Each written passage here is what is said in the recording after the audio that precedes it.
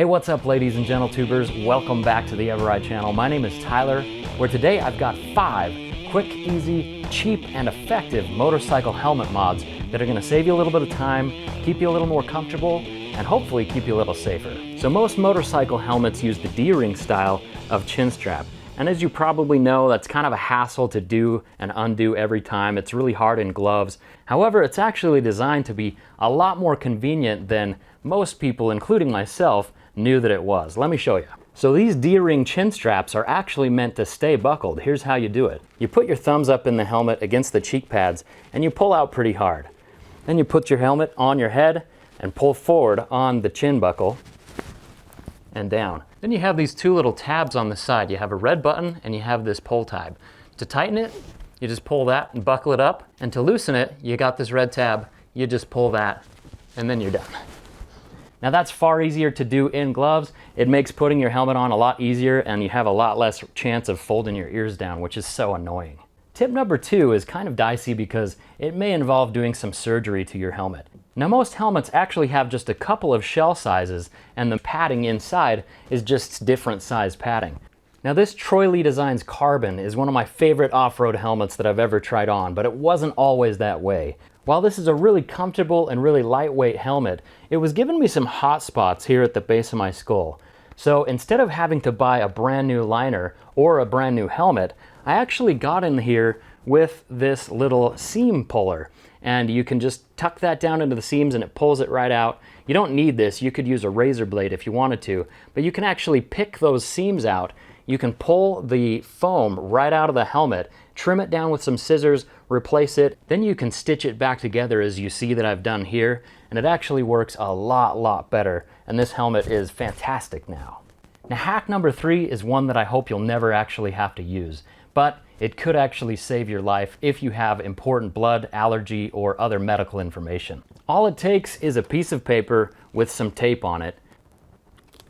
Now you can put whatever you want on there. I would recommend allergy information, maybe your blood type, and an emergency contact. I've obviously pulled all mine off, so I'm not putting that stuff all over the internet. You probably don't want any real personal information since somebody might grab that. It's also a good idea to get it more on the front of the helmet rather than the back, just so if you do get in that situation where an emergency responder needs to see your information, they can see it right up front there on the front of your helmet.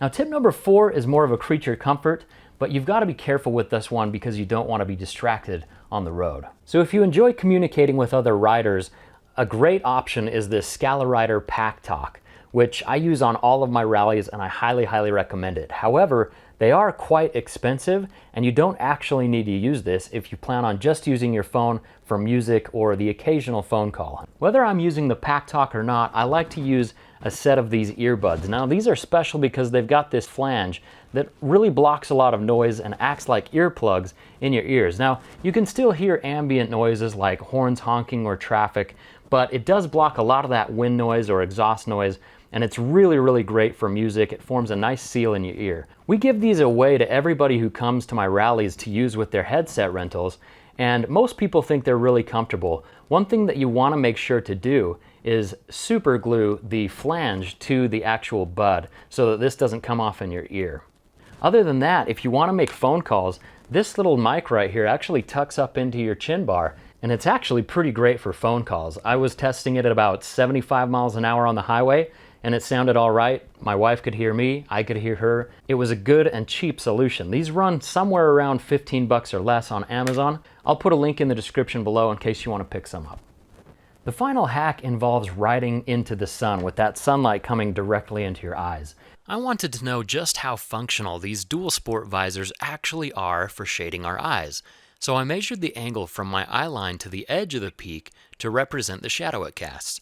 The sun travels about 1/4 degree per minute, which means the longest visor I tested provides 36 more minutes of shade versus having no peak at all.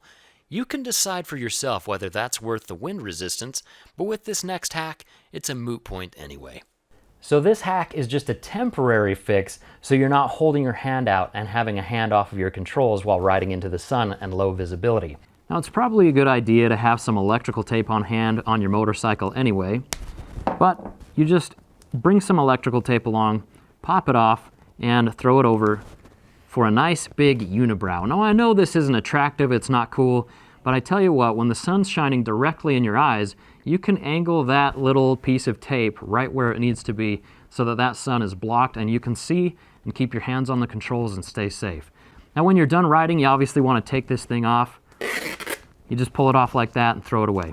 You can also use electrical tape or painter's tape on goggles for motocross bikes or any kind of face shield. When I tested this, it was last winter, and so it stayed nice and cold. The tape came off really easily.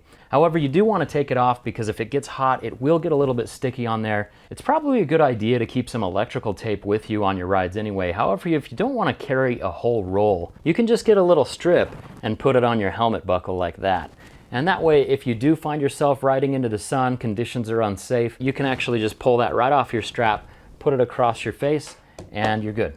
Thank you so much for watching, and hopefully those helmet hacks will keep you a little safer, a little more comfortable, and save you a little bit of time. A huge thanks to my producers who make this video and all of my videos possible. You guys are the greatest, and I couldn't do this without you.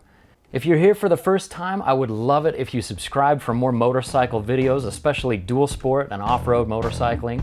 And I hope all of you have many happy rides. Much love, eveRide out.